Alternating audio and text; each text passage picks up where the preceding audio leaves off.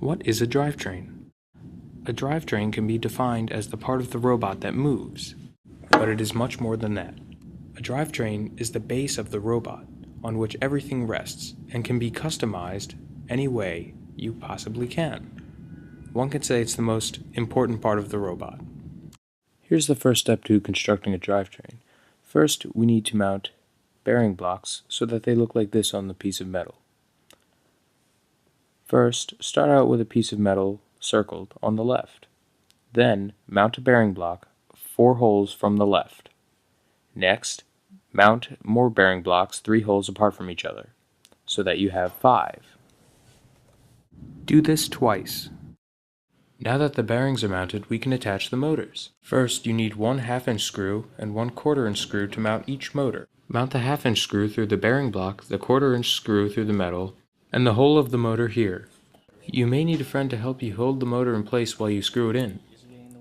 And after you're done attaching the motor, attach a second motor accordingly so that the end result looks like this.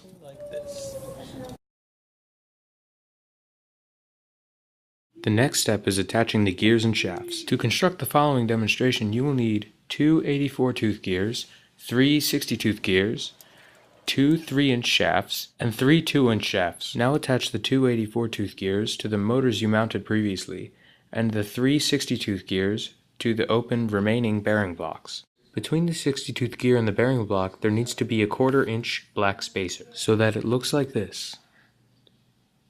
The way the gears are placed in the previous demonstration set the robot up for speed. However, you can mix and match your own gear ratios for the desired performance of your robot, speed or torque. Now we can attach our wheels and spacers on the shafts. Attaching the wheels is a pretty straightforward process. First, we have to start by adding 1/8-inch spacers to the 60-tooth gears. Here, we're just attaching the wheels to the shafts on the 60-tooth gears, since we want 3 wheels on each side. There's enough space in between each 60-tooth gear to mount 3 wheels. This is what the end result should look like. Now we will talk about the last part to constructing a drivetrain, the modules and frame. The module is what you've been building all along. To complete the module, we need to cover the wheels, thus enclosing them. To do this, you need 4 2-inch standoffs. Begin by attaching the standoffs to the 4 corners of the second piece of metal you prepared, so that it looks like this.